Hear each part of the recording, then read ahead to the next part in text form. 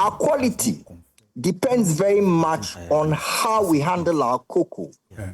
And we get a premium, and we actually impact the confectionery industry significantly, because when big buyers are buying cocoa, they actually buy Ghana cocoa to flavor cocoa, not to use as just simple chocolate. No, we have a unique position in the cocoa sector because of the kind of way we do our cocoa.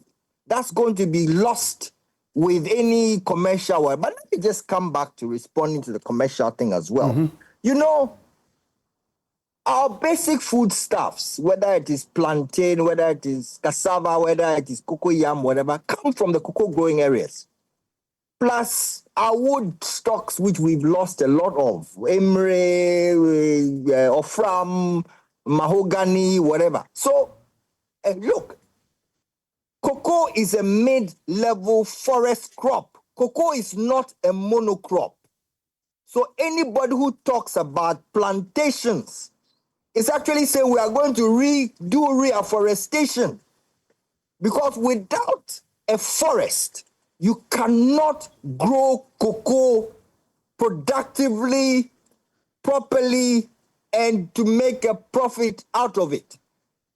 You can invest whatever technology, and I can tell you straightforward, what Cocoa Board will try and do is to contract out lands to Olam, to Cargill, to those big players that have the money and technology to put in irrigation and whatever.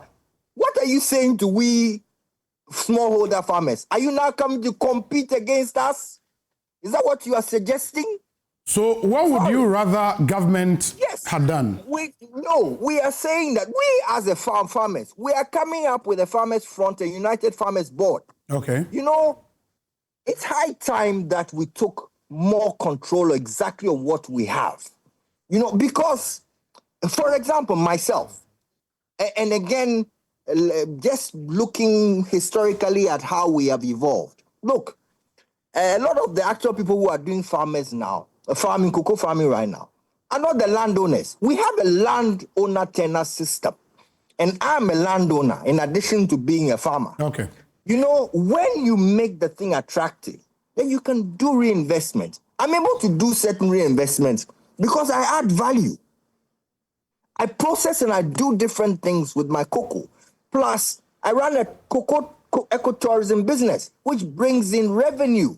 So I'm able to invest in simple things like handheld machines in our aboboya, etc. I'm able to give certain incentives to my farmers that I work with, such that I'm productive and professional.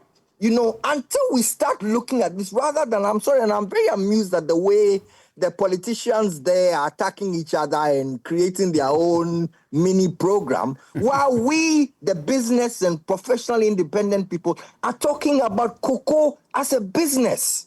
Until we start to do actual costing and revenue appropriation, plus run the thing as a business, this whole thing about telling me that you're going to give me 6,000 or 10,000, meanwhile it doesn't cover my cost of production, plus you are now telling me you're going to give me free stuff, meanwhile it is stuff that you're actually taking from me.